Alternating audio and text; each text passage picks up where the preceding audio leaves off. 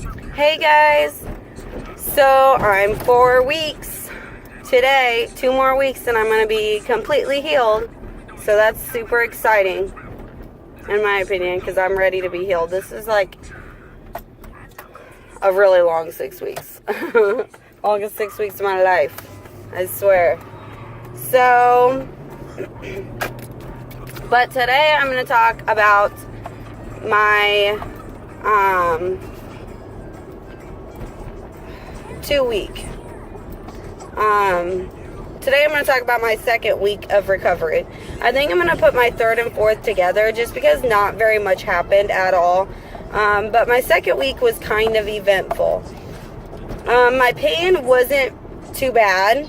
It was pretty much non-existent until I tried to like get around and do stuff, and then I would get sore. But as long as I was just resting, I was completely fine as far as pain. But, which I spent most of my time resting because I was still recovering from the infection. So I was still super,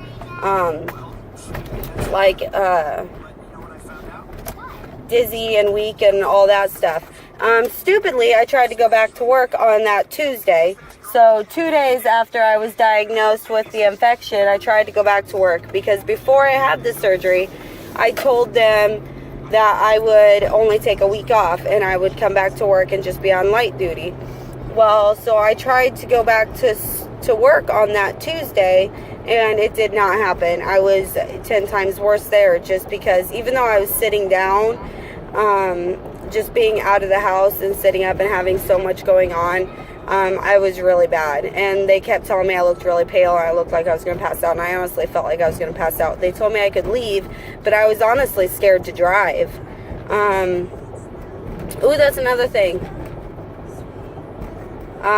By 2 weeks, I was able to drive. I tested it before actually driving, kind of like hit the brakes and stuff, and it didn't hurt at all. So I was able to drive at 2 weeks.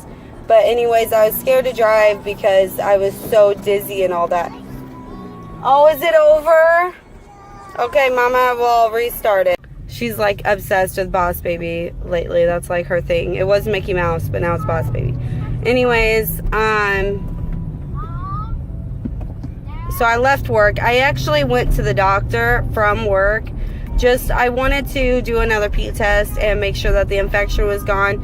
Because like I said, I was diagnosed with the infection on Sunday, but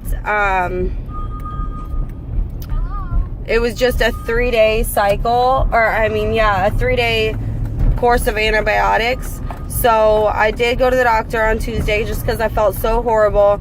They tested me and they said the infection was gone, but my blood pressure was still low and it was still dropping whenever I stood up and moved around.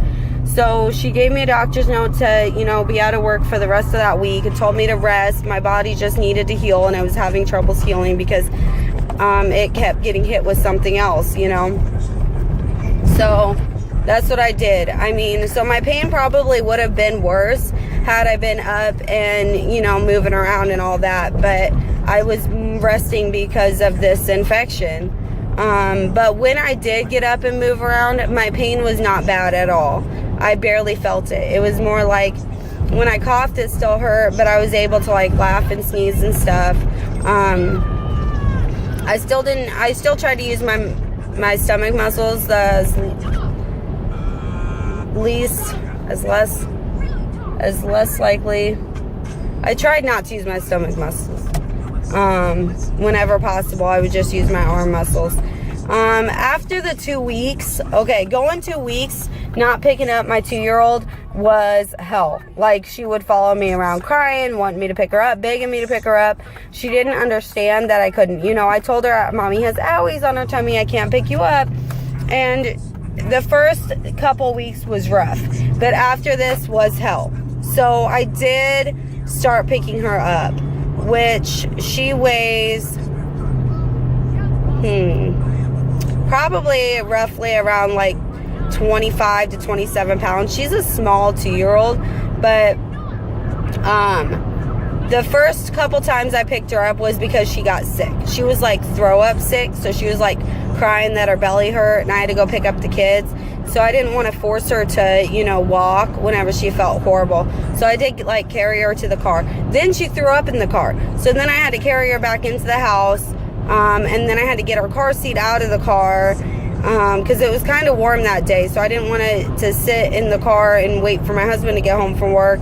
And, you know, that make my whole car smell nasty. So I just drug it. Because it's a pretty big, heavy freaking car seat.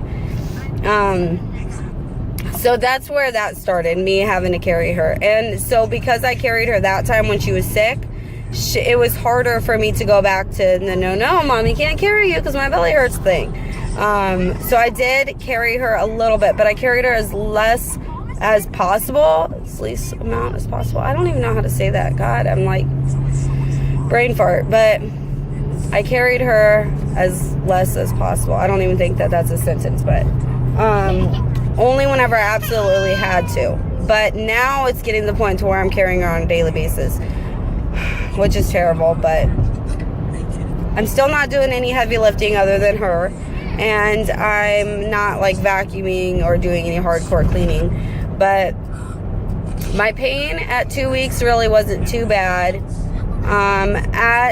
Once I hit that weekend, so almost to the end of my 2 weeks, all my dizziness was gone and I felt a lot better. Also, I think it was because I was drinking so much water because I was sick. So I was drinking a lot of water. So I was like I started eating like salty snacks and stuff too, and that helped. So by that weekend, I would say all my dizziness was completely gone, and I was pretty much back to normal.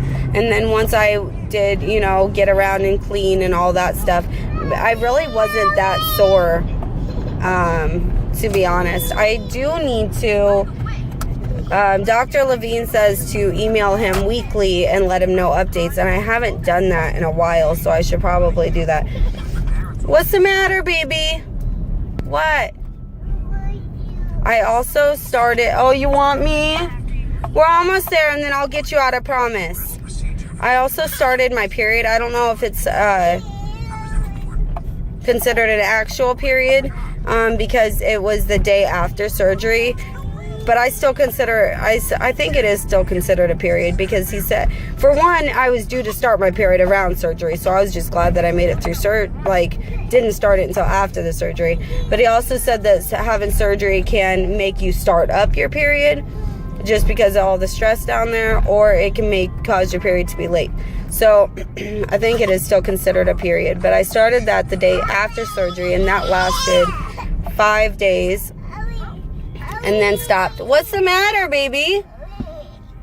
She wants out of her car seat. She's done.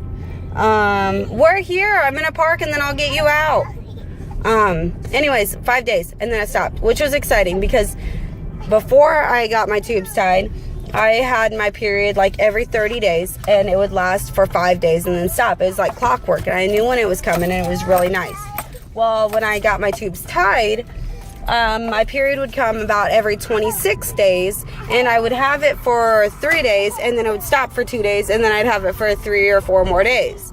So the fact that it started and lasted 5 days straight and then stopped is really exciting to me, because I'm hoping that it'll go back to how it was before I got my tubes tied and be more like regular clockwork. Baby, I'm coming.